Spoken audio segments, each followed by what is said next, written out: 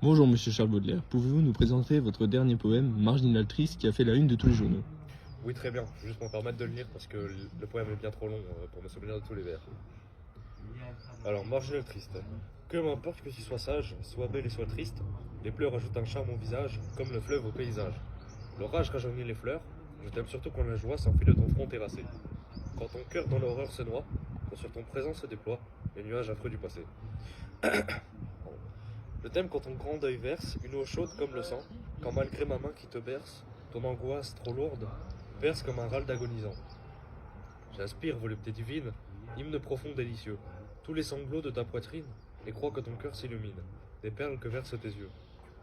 Je sais que ton cœur, qui regorge de vieux amours déracinés, flambant encore comme une forge, et que tu couves sous ta gorge un peu de l'orgueil des damnés. Mais tant, ma chère, que tes rêves n'auront pas reflété l'enfer, et qu'en un cauchemar sans trêve, songeant de poissons et de glaives, éprise de poudre et de fer, n'ouvrant à chacun qu'avec crainte, déchiffrant le malheur partout. Te convulsant qu'en leur teinte, tu n'auras pas senti l'étreinte de l'irrésistible dégoût.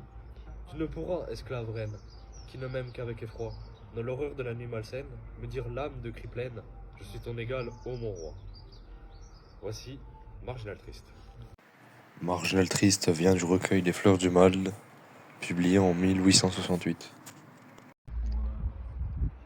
Très bien Monsieur Baudelaire, votre poème est magnifique, mais que veut dire cette figure de style?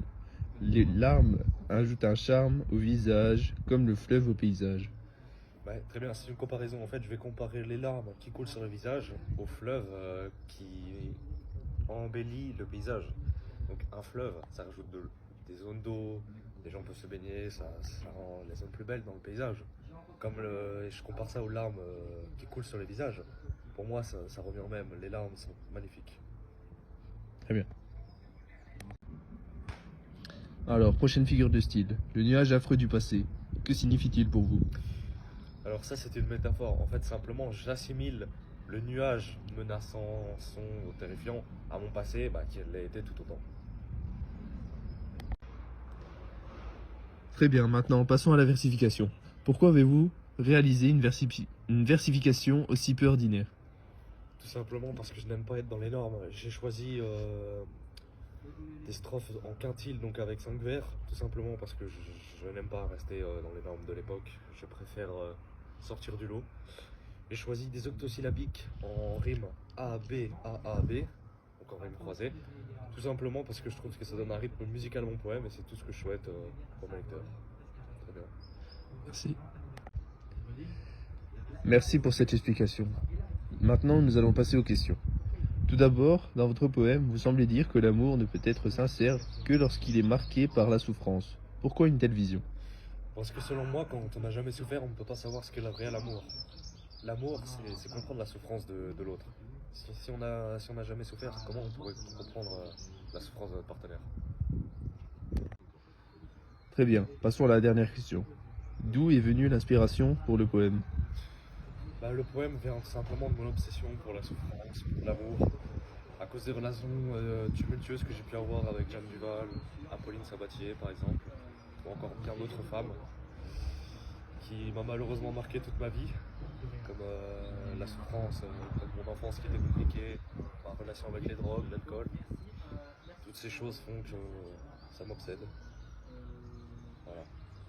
Merci.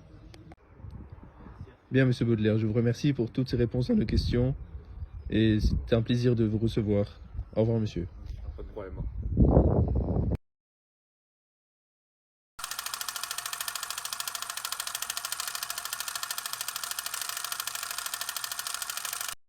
Bonjour Monsieur Rimbaud, pouvez-vous nous présenter votre poème Vénus Anadyomène?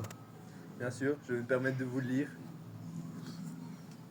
Vénus Anadyomène. Comme d'un cercueil vert en fer blanc, une tête de femme à cheveux bruns fortement pommadés. Une vieille baignoire émerge, lente et bête, avec des déficits assez mal rabotés. Puis le col gras et gris, les larges omoplates qui saillent, le dos court qui rentre et qui ressort, puis les rondeurs des reins qui semblent perdre l'essor, la graisse sous la peau, pareille en feuilles plates. L'échine est un peu rouge, et le tout sans un goût horrible, étrangement. On remarque surtout les singularités qu'il faut voir à la loupe. Faire importe de mots gravés, Clara Vénus. Et tout ce corps remue et tend sa large croupe, belle hideuse, d'un ulcère à l'anus. Très bien, merci monsieur. Très bien. Passons aux questions maintenant. Monsieur Rimbaud, parlons de Vénus Anadyomène, un poème qui semble parodier le mythe classique de la naissance de Vénus. Pourquoi avoir choisi ce choix? Bien, parce que dans le mythe classique de la naissance de Vénus, on y voit une femme très jolie, très mince, avec des belles formes, alors que dans la réalité, dans l'humanité, il n'existe pas de femme telle Vénus dans ce mythe. Alors j'ai voulu montrer la réalité, l'humanité avec des formes grotesques et une femme moche et pathétique. Très bien. Très bien, passons à la deuxième question. Votre description est brutale dans votre poème. Un ulcère à l'anus, une nuque grasse et grise. Cherchez-vous à provoquer? Non, il ne s'agit pas là d'une provocation. J'ai écrit ce poème à 17 ans et j'avais déjà un regard très révoltant contre la concession bourgeoise et littéraire. Baudelaire a parlé du beau et du laid avant moi, pourquoi ne pourrais-je pas le faire? Très bien. Troisième question. Certains critiques y voient une critique du Parnasse et de ses idéaux de beauté froide et parfaite. Était-ce votre intention? Oui, le Parnasse nous gave, et moi je préfère le mouvement, l'ironie et l'irrégularité. Vénus Anadyomène met une claque à cette poésie précieuse et polie. Très bien, monsieur Rimbaud. Maintenant, si vous voulez bien, passons à la versification. Bien, alors j'ai écrit mon poème en 1870, donc j'ai gardé les règles classiques du sonnet, car c'est un sonnet, il est donc composé de 10 vers, 4 strophes, 2 quatrains pardon, et 2 tercets, tous des alexandrins. Dans mon poème, il y a des rimes embrassées, croisées et suivies. Voilà. Très bien, monsieur Rimbaud. Maintenant, passons aux figures de style. Je vais vous en présenter quelques-unes et vous allez me donner votre signification. Bien. Tout d'abord, comme d'un cercueil vert en fer blanc, une tête. Que cela signifie? Tout d'abord, c'est une comparaison. Je compare l'arrivée de la femme dans mon poème à une ouverture de cercueil, et le fer blanc accentue l'aspect de froideur et de banalité. Bel hideusement d'un ulcère à l'anus. Alors, c'est une antithèse frappante. L'oxymore bel hideusement est très présent, et ça contredit le mot suivant. Allez, une dernière pour finir. Des singularités qu'il faut voir à la loupe. Alors ici, nous sommes en présence d'une hyperbole qui exagère le fait que la Vénus ait tellement de défauts qu'il faut voir à la loupe tous ces détails. Merci, monsieur Rimbaud, pour toutes vos réponses à nos questions ainsi que la lecture de votre poème. Auriez-vous un dernier mot pour les lecteurs qui souhaiteraient le lire? Oui, qu'ils rient, qu'ils soient choqués, qu'ils réfléchissent, mais surtout qu'ils oublient cette poésie figée et qu'ils y voient autre chose.